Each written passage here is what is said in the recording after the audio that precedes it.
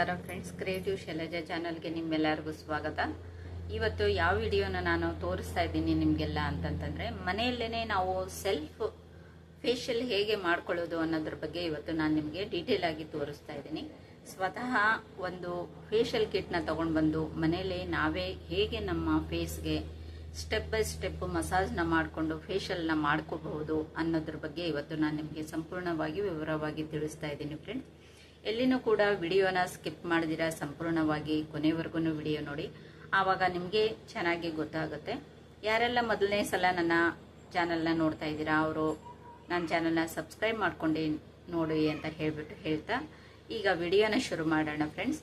ಯಾವ್ಯಾವ ಕ್ರೀಮ್ಗಳು ಇವಾಗ ನಾನು ಫೇಶಿಯಲ್ ಮಾಡೋದಕ್ಕೆ ತಗೊಂಡಿದ್ದೀನಿ ಅನ್ನೋದನ್ನ ಫಸ್ಟ್ ನಿಮಗೆ ತೋರಿಸ್ತೀನಿ, ನೋಡೋಣ ಬನ್ನಿ. ಇಲ್ಲಿ ನಾನು ಈ ಪ್ರಾಡಕ್ಟ್ ಕ್ರೀಮ್ಗಳು ಯೂಸ್ ಮಾಡ್ತೀನಿ, ಅದರಿಂದ ಇದನ್ನು ತೊಗೊಂಡಿದ್ದೀನಿ. ನಿಮಗೆ ಯಾವುದು ಇಷ್ಟ ಆಗುತ್ತೋ ಅದನ್ನು ನೀವು ತೊಗೋಬೋದು ಫ್ರೆಂಡ್ಸ್.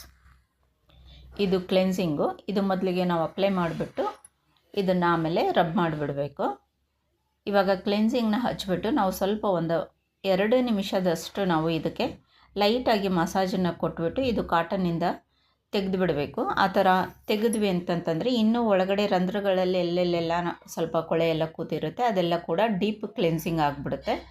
ಆ ಕಾರಣದಿಂದ ಮೊದಲಿಗೆ ನಾವು ಕ್ಲೆನ್ಸಿಂಗ್ನ ಹಾಕಿಬಿಟ್ಟು ಇದನ್ನು ಕ್ಲೀನ್ ಮಾಡ್ಕೋಬೇಕು ಫ್ರೆಂಡ್ಸ್.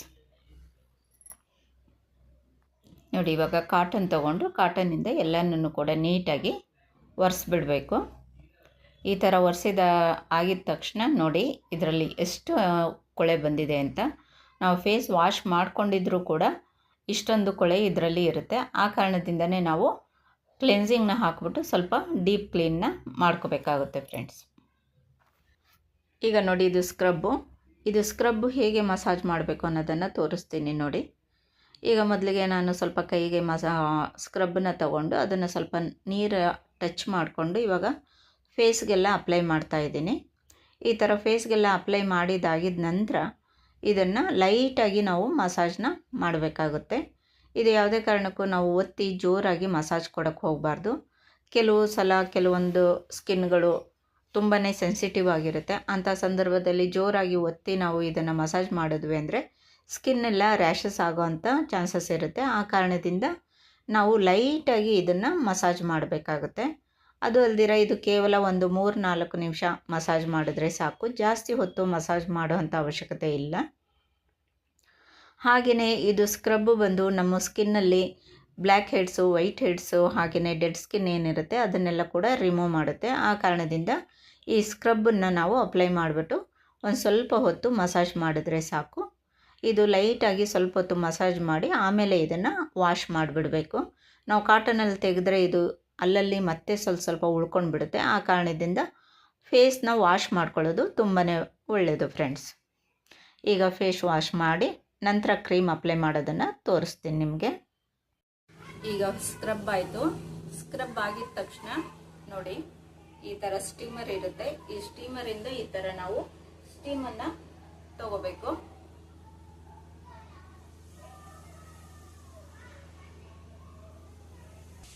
ಈ ಥರ ಸ್ಟೀಮರ್ ಇಲ್ಲ ಅಂತಂದರೆ ಒಂದು ಪಾತ್ರೆಯಲ್ಲಿ ನೀರನ್ನು ಬಿಸಿ ಮಾಡಿಕೊಂಡು ಅದರ ಹಬೆಯನ್ನು ತಗೊಂಡು ಆಮೇಲೆ ನೀವು ಮಸಾಜ್ ಮಾಡೋದಕ್ಕೆ ಶುರು ಮಾಡ್ಕೋಬೇಕು. ಇವಾಗ ಮಸಾಜ್ ಮಾಡೋದು ಹೇಗೆ ಅನ್ನೋಂತ ತೋರಿಸ್ತೀನಿ, ನೋಡೋಣ ಬನ್ನಿ.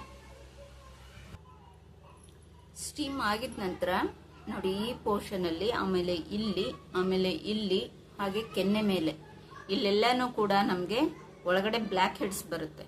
ಆ ಬ್ಲ್ಯಾಕ್ ಹೆಡ್ಸ್ ಎಲ್ಲ ಸ್ಟೀಮ್ ಕೊಟ್ಟಿದ್ದಾಗಿದ ತಕ್ಷಣ ಈ ಫೋರ್ಸ್ ಎಲ್ಲ ಓಪನ್ ಆಗುತ್ತೆ. ಆ ಓಪನ್ ಆದಾಗ ನಾವು ಸ್ವಲ್ಪ ಈ ಥರ ಪ್ರೆಸ್ ಮಾಡಿಬಿಟ್ಟು ಕಾಟನ್ನಿಂದ ಅದು ತೆಗೆದ್ಬಿಟ್ರೆ ಬ್ಲ್ಯಾಕ್ ಹೆಡ್ಸ್ ಎಲ್ಲ ಕೂಡ ಈಚೆ ಬಂದ್ಬಿಡುತ್ತೆ ಫ್ರೆಂಡ್ಸ್. ಈಗ ನನ್ನ ಮುಖದಲ್ಲಿ ಏನು ಬ್ಲ್ಯಾಕ್ ಹೆಡ್ಸು, ವೈಟ್ ಹೆಡ್ಸ್ ಇಲ್ಲ. ಆ ಕಾರಣದಿಂದ ನಾನೇನು ಅದನ್ನು ಮಾಡ್ತಾ ಇಲ್ಲ. ನಿಮ್ಗಳಿಗಿದ್ರೆ ನೀವು ಅದನ್ನು ಮಾಡ್ಕೋಬಹುದು. ಇವಾಗ ಮಸಾಜನ್ನು ಶುರು ಮಾಡೋಣ. ನೋಡಿ, ಇಲ್ಲಿ ಇವಾಗ ಇದು ಜೆಲ್ ಇದೆ. ಈ ಜೆಲ್ ತಗೊಂಡು ಇವಾಗ ಮಸಾಜನ್ನು ಇದು ಕೂಡ ಒಂದು 5 ನಿಮಿಷ ನಾವು ಮಸಾಜ್ನ ಕೊಡಬೇಕಾಗುತ್ತೆ. ನೋಡಿ, ಜೆಲ್ಲು ಕೂಡ ನಾವು ಈ ಥರ ಎಲ್ಲ ಫೇಸ್ಗೆ, ಕತ್ತಿಗೂ ಎಲ್ಲನೂ ಕೂಡ ಇದನ್ನು ಅಪ್ಲೈ ಮಾಡ್ಕೋಬೇಕು. ಈ ಥರ ಅಪ್ಲೈ ಮಾಡಿಕೊಂಡು ಇವಾಗ ನಾವು ಮೊದಲಿಗೆ ಇದನ್ನು ಲೈಟಾಗಿ ಇದನ್ನು ಕೂಡ ಒಂದು 5 ನಿಮಿಷ ನಾವು ಇದನ್ನು ಮಸಾಜ್ ಮಾಡಿಕೊಂಡ್ರೆ ಸಾಕಾಗುತ್ತೆ ಫ್ರೆಂಡ್ಸ್. ಎಲ್ಲನೂ ಅಷ್ಟೇ ನಾವು ಮೊದಲಿಗೆ ಫಸ್ಟು ಈ ಥರ ಅಪ್ವರ್ಡಲ್ಲಿ ನಾವು ಮಸಾಜ್ನ ಮಾಡ್ಕೋಬೇಕಾಗುತ್ತೆ. ಕತ್ತಿಗೆ ಕೆಳಗಡೆಯಿಂದ ಮೇಲಕ್ಕೆ ಈ ಥರ ಮಸಾಜ್ ಮಾಡ್ಕೊತ ಹೋಗಬೇಕು. ಆಮೇಲೆ ನಾವು ಕೈಗೆ ಸ್ವಲ್ಪ ನೀರನ್ನು ಅಪ್ಲೈ ಮಾಡಿಕೊಂಡು ನಾವು ಮಸಾಜ್ನ ಮಾಡಬೇಕಾಗುತ್ತೆ.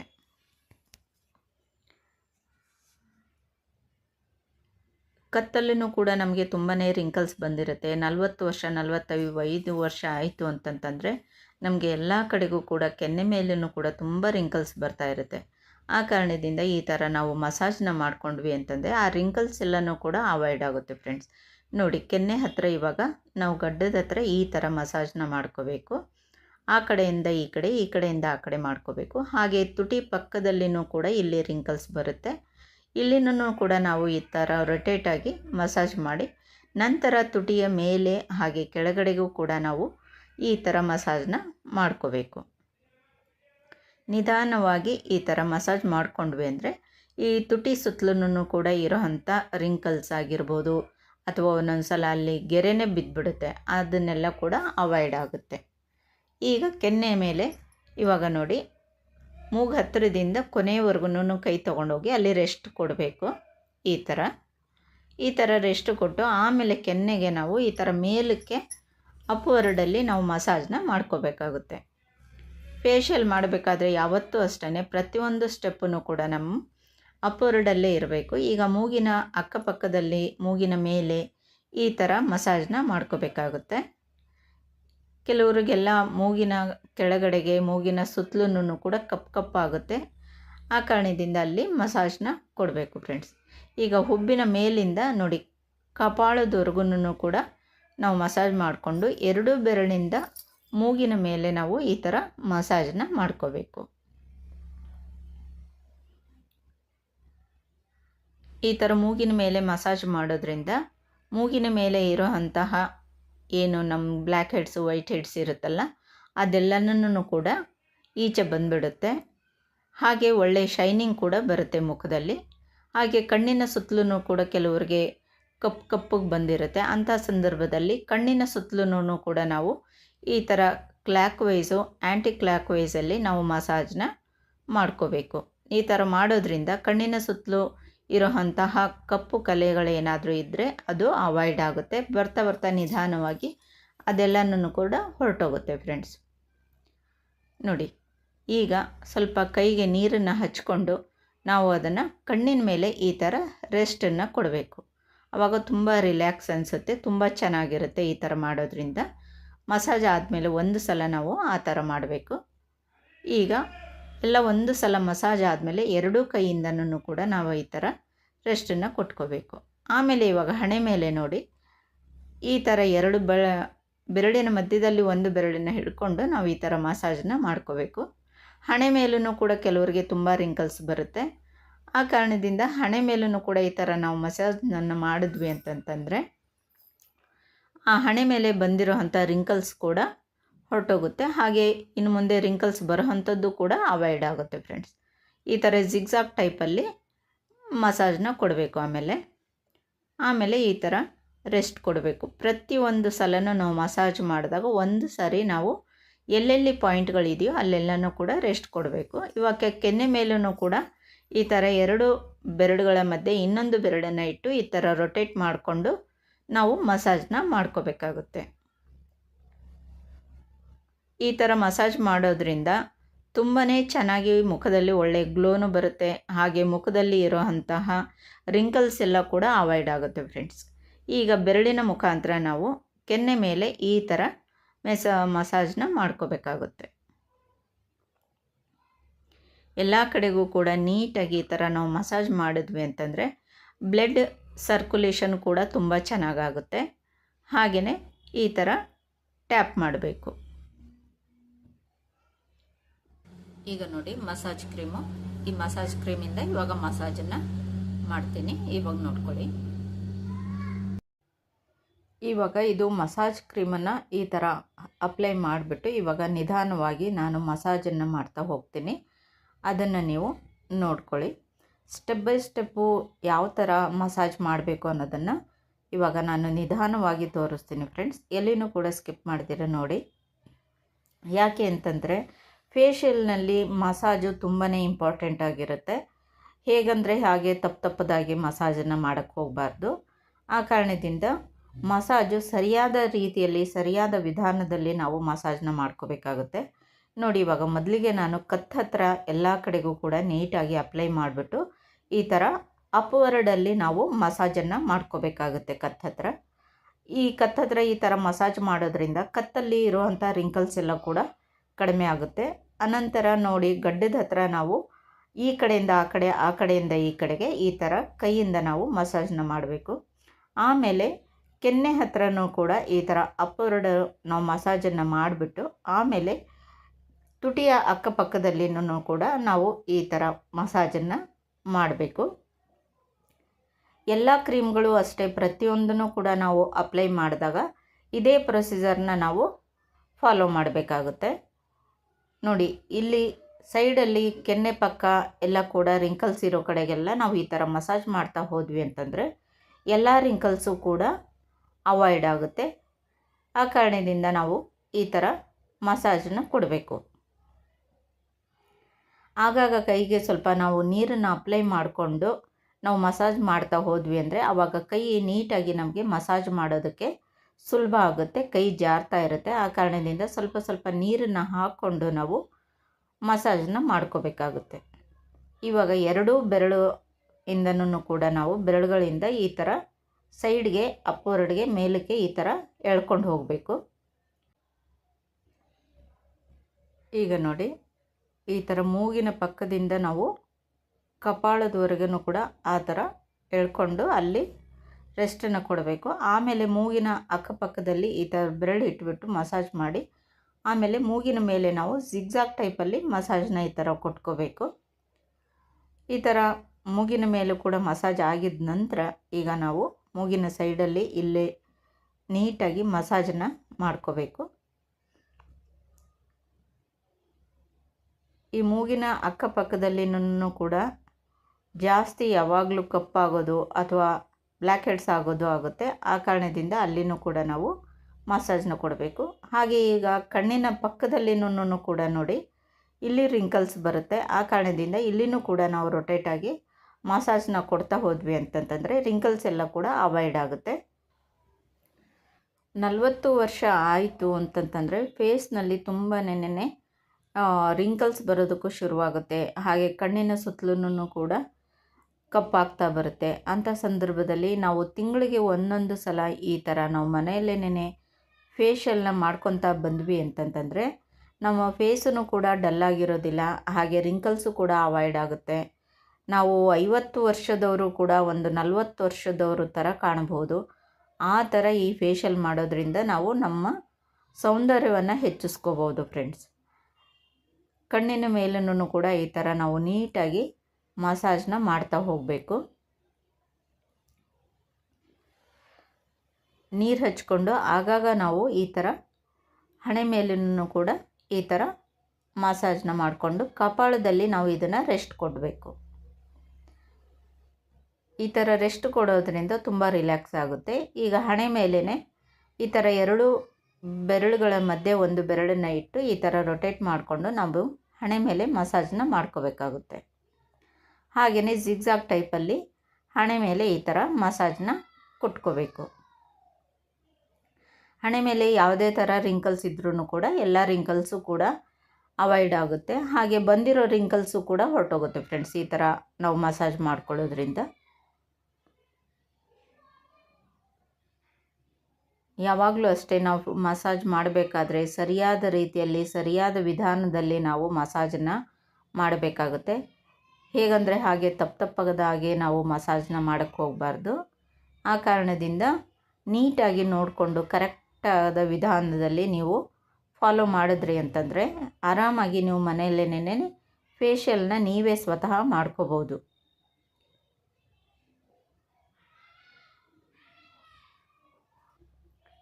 ಪ್ರತಿ ಸಲನೂ ಮಸಾಜ್ ಆಗಿದ ನಂತರ ನಾವು ಈ ಥರ ಒಂದು ಸಲ ನಾವು ಟ್ಯಾಪಿಂಗ್ನ ಮಾಡಬೇಕು ಬೆರಳುಗಳಿಂದ. ಈ ಥರ ಮಾಡಿದ್ವಿ ಅಂತಂದರೆ ಫೇಸ್ಗೆ ಒಳ್ಳೆಯ ರಿಲ್ಯಾಕ್ಸ್ ಸಿಗುತ್ತೆ. ಆ ಕಾರಣದಿಂದ ನಾವು ಈ ಥರ ಮಾಡಬೇಕಾಗುತ್ತೆ. ಹಾಗೆ ಕೈಗೆ ನೀರನ್ನು ಅಪ್ಲೈ ಮಾಡಿಕೊಂಡು ಒಂದು ಸಾರಿ ನಾವು ಈ ಥರ ಫೇಸ್ ಮೇಲೆ ಕೈ ಇಟ್ಟು ಒಂದೆರಡು ಸೆಕೆಂಡು ಕೈ ಇಟ್ಬಿಟ್ಟು ಈ ಥರ ತೆಗೆದ್ವಿ ಅಂತಂದರೆ ಆವಾಗ ನಮ್ಮ ಫೇಸ್ಗೆ ತುಂಬಾ ರಿಲ್ಯಾಕ್ಸ್ ಅನಿಸುತ್ತೆ, ತುಂಬ ಚೆನ್ನಾಗಿ ಅನಿಸುತ್ತೆ. ಹಣೆ ಮೇಲೂ ಅಷ್ಟೇ ಕೂಡ ನಾವು ಕೆನ್ನೆಯಿಂದ ಸೈಡ್ಗೆ ಕಪಾಳದ ಹತ್ರನೂ ಕೂಡ ಈ ಥರ ಕೈ ತೊಗೊಂಡೋಗಿ ಅಲ್ಲಿ ರೆಸ್ಟನ್ನು ಕೊಟ್ವಿ ಅಂತಂದರೆ ತುಂಬ ಚೆನ್ನಾಗಿ ಅನಿಸುತ್ತೆ. ಇವೆಲ್ಲನೂ ಕೂಡ ಒಂದೊಂದು ಪಾಯಿಂಟ್ಗಳು, ಆ ಪಾಯಿಂಟ್ಗಳು ಇರೋ ಕಡೆಗೆಲ್ಲ ನಾವು ನೀಟಾಗಿ ಆ ಥರ ಒಂದೊಂದು ಸಲ ನಾವು ರೆಸ್ಟನ್ನು ಕೊಡಬೇಕಾಗುತ್ತೆ. ಈಗ ಇನ್ನೊಂದು ಸಲ ಮಸಾಜ್ನ ನೋಡ್ಕೊಳ್ಳಿ, ನಿಧಾನವಾಗಿ ತೋರಿಸ್ತಾ ಇದ್ದೀನಿ ಫ್ರೆಂಡ್ಸ್. ನೋಡಿ, ಇವಾಗ ಕತ್ತಿನ ಸುತ್ತಲೂ ಕೂಡ ನಿಧಾನವಾಗಿ ಕೆಳಗಡೆಯಿಂದ ಮೇಲ್ಗಡೆವರೆಗೂ ಅಪ್ವರ್ಡಲ್ಲಿ ಇವಾಗ ಮಸಾಜ್ ಮಾಡ್ತಾ ಇದ್ದೀನಿ. ನೋಡಿ, ನೀವು 1-2-3 ಸಾರಿ ನೀವು ಈ ಥರ ಮಾಡ್ಕೊಂಡ್ವಿ ಅಂತಂದರೆ ಆವಾಗ ನಿಮಗೇನೆ ಸಲೀಸಾಗಿ ಗೊತ್ತಾಗುತ್ತೆ. ಇವಾಗ ಕೆನ್ನೆ ಪಕ್ಕದಲ್ಲಿ ಆ ಕಡೆಯಿಂದ ಈ ಕಡೆಗೆ, ಈ ಕಡೆಯಿಂದ ಆ ಕಡೆಗೆ ಈ ಥರ ಮಸಾಜ್ನ ಮಾಡಬೇಕು. ಈಗ ತುಟಿಯ ಅಕ್ಕಪಕ್ಕದಲ್ಲಿ ಇಲ್ಲಿ ಗುಳಿ ಬಿದ್ದಿರುತ್ತೆ, ಕೆಲವು ಸಲ ರಿಂಕಲ್ಸ್ಗಳು ಕೂಡ ತುಂಬ ಆಗಿರುತ್ತೆ. ಆ ಕಾರಣದಿಂದ ಇಲ್ಲಿನೂ ಕೂಡ ರೊಟೇಟಲ್ಲಿ ನಾವು ಈ ಥರ ಮಸಾಜ್ನ ಮಾಡಬೇಕು. ಆಮೇಲೆ ತುಟಿಯ ಮೇಲೆ ಕೆಳಗಡೆಗೆ ಈ ಥರ ಮಸಾಜ್ನ ಮಾಡಬೇಕು. ಈಗ ಮೇಲೆಯಿಂದ ಕೆಳಗಡೆಗೆ, ಕೆಳಗಡೆಯಿಂದ ಮೇಲಕ್ಕೆ ಈ ಥರ ಮಸಾಜ್ನ ಮಾಡ್ಕೋಬೇಕು. ಆಮೇಲೆ ಕೆನ್ನೆ ಮೇಲೆ ಕೆಳಗಡೆಯಿಂದ ಮೇಲಕ್ಕೆ ಈ ಥರ ಅಪ್ವರ್ಡಲ್ಲಿ ನಾವು ಮಸಾಜ್ನ ಮಾಡ್ಕೋಬೇಕು. ಈಗ ಮೂಗಿನ ಪಕ್ಕದಿಂದ ಹಿಡಿದು ಕಪಾಳದವರೆಗೂ ಈ ಥರ ಎರಡೂ ಕೈಯಿಂದ ಎಳ್ಕೊಂಡೋಗಿ ಅಲ್ಲಿ ರೆಸ್ಟನ್ನು ಕೊಡಬೇಕು. ಹಾಗೆಯೇ ಇವಾಗ ಬೆರಳುಗಳ ಕೈಯಿಂದ ಈ ಥರ ನಿಧಾನವಾಗಿ ಈ ಥರ ನಾವು ಮಸಾಜ್ನ ಮಾಡ್ಕೋಬೇಕು ಕೆನ್ನೆ ಮೇಲೆ. ಅದಾದಮೇಲೆ ಮೂಗಿನ ಅಕ್ಕಪಕ್ಕದಲ್ಲಿ ಇಲ್ಲಿ ಸ್ವಲ್ಪ ಕಪ್ಪು ಹಾಗೆ ಬ್ಲ್ಯಾಕ್ ಹೆಡ್ಸ್ ಕೂಡ ಕೂತಿರುತ್ತೆ. ಇಂಥ ಕಡೆಗೂ ಕೂಡ ನಾವು ನೀಟಾಗಿ ಈ ಥರ ಮಸಾಜನ್ನು ಮಾಡಿದ್ವಿ ಅಂತಂತಂದರೆ ಅದೆಲ್ಲ ಹೊರಟೋಗುತ್ತೆ. ಈಗ ಮೂಗಿನ ಅಕ್ಕಪಕ್ಕ ಕೂಡ ಈ ಥರ ಮಸಾಜ್ ಮಾಡಬೇಕು 2 ಬೆರಳಿಂದ.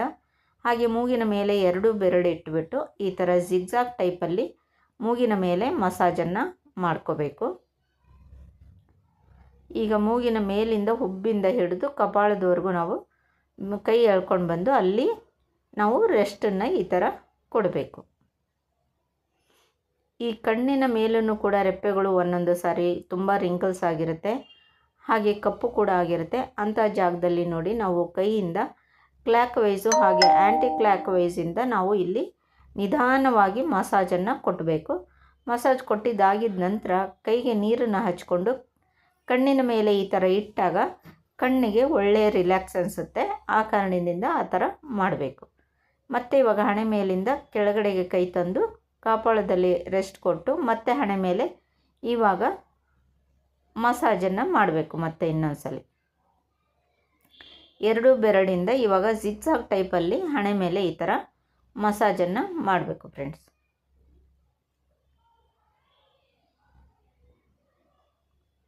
ಈಗ 2 ಬೆರಳಿಂದ ಈ ಥರ ರೊಟೇಟ್ ಮಾಡ್ಕೊತ ಇವಾಗ ಹಣೆ ಮೇಲೂ ಕೂಡ ಮಸಾಜ್ ಮಾಡಬೇಕು. ಈ ಥರ ಮಸಾಜ್ ಮಾಡೋದ್ರಿಂದ ಹಣೆ ಮೇಲಿರೋಂತಹ ರಿಂಕಲ್ಸ್ ಎಲ್ಲ ಹೊರಟೋಗುತ್ತೆ. ಕೊನೆಯಲ್ಲಿ 2 ಕೈಯಿಂದ ಕೆಳಗಡೆಯಿಂದ ಮೇಲಕ್ಕೆ ತೊಗೊಂಡೋಗಿ ಈ ಥರ ಮುಖದ ಮೇಲೆ ನಾವು 2 ಕೈಯನ್ನು ಈ ಥರ ಮುಚ್ಚಿದ್ವಿ ಅಂತಂದರೆ ತುಂಬಾ ಮುಖಕ್ಕೆ ನಮಗೆ ರಿಲ್ಯಾಕ್ಸ್ ಅನಿಸುತ್ತೆ. ಆ ಕಾರಣದಿಂದ ಈ ಥರ ಮಾಡಬೇಕು. ನೋಡಿದ್ರಲ್ಲ ಫ್ರೆಂಡ್ಸ್, ಇನ್ನೊಬ್ರಿಗೆ ಫೇಶಿಯಲ್ ಮಾಡಬೇಕು ಅಂದರೆ ಆ ಸ್ಟೆಪ್ಗಳೇ ಬೇರೆ ಥರ ಇರುತ್ತೆ. ನಾವು ಸೆಲ್ಫು ಫೇಶಿಯಲ್ ಮಾಡ್ಕೋಬೇಕು ಅಂತಂದರೆ ಅವೇ ಸ್ಟೆಪ್ಗಳು ಬೇರೆ ಥರ ಇರುತ್ತೆ. ಇವತ್ತು ನಾನು ಸೆಲ್ಫ್ ಮಾಡ್ಕೊಳ್ಳೋದ್ರ ಬಗ್ಗೆ ನಿಮಗೆ ಡೀಟೇಲ್ ಆಗಿ ತೋರಿಸಿದ್ದೀನಿ. ನಿಮಗೆ ಚೆನ್ನಾಗಿ ಅರ್ಥ ಆಗಿದೆ ಅಂತ ಅಂದ್ಕೊಂಡಿದ್ದೀನಿ. ನೋಡಿ, ಇದು ಫೇಸ್ ಪ್ಯಾಕ್. ಇದು ಇವಾಗ ಫೇಸ್ ಪ್ಯಾಕ್ ಹಚ್ಬಿಟ್ಟು ತೋರಿಸ್ತಾ ಇದ್ದೀನಿ ನೋಡಿ.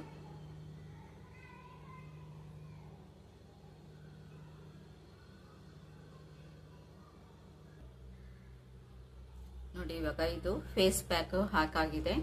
ಇವಾಗ ಇದು ಫುಲ್ಲು ಡ್ರೈ ಆಗಬೇಕು. ಡ್ರೈ ಆದಾಗ ನಮ್ಮ ಸ್ಕಿನ್ನು ಟೈಟ್ ಆಗುತ್ತೆ. ಆ ಟೈಟ್ ಆಗಿದ್ದು ನಮಗೆ ಗೊತ್ತಾಗುತ್ತೆ. ಫುಲ್ಲು ಡ್ರೈ ಆದಮೇಲೆ ಆ ಥರ ಟೈಟ್ನೆಸ್ ಬಂದಿದ್ದಾದಮೇಲೆ ನಾವು ಸ್ವಲ್ಪ ಲೈಟಾಗಿ ಬಿಸಿಯಾಗಿರುವಂಥ ನೀರಲ್ಲಿ, ಜಾಸ್ತಿ ಬಿಸಿ ಅಲ್ಲ, ಉಗುರು ಬೆಚ್ಚಗಿನ ನೀರಲ್ಲಿ ಮುಖನ ತೊಳ್ಕೊಂಡು ಬಿಡಬೇಕು. ಆಮೇಲೆ ಫೇಸ್ ಹೇಗಾಗುತ್ತೆ ಅಂತ ಹೇಳ್ಬಿಟ್ಟು ನಾನು ನಿಮಗೆ ತೋರಿಸ್ತೀನಿ ಫ್ರೆಂಡ್ಸ್. ಫ್ರೆಂಡ್ಸ್, ಈಗ ನಾನು ಫೇಸ್ ವಾಶ್ ಮಾಡಿದ್ದಾದಮೇಲೆ ಫೇಸ್ ಎಲ್ಲ ಹೇಗೆ ಕಾಣಿಸ್ತಾ ಇದೆ ಅಂತ.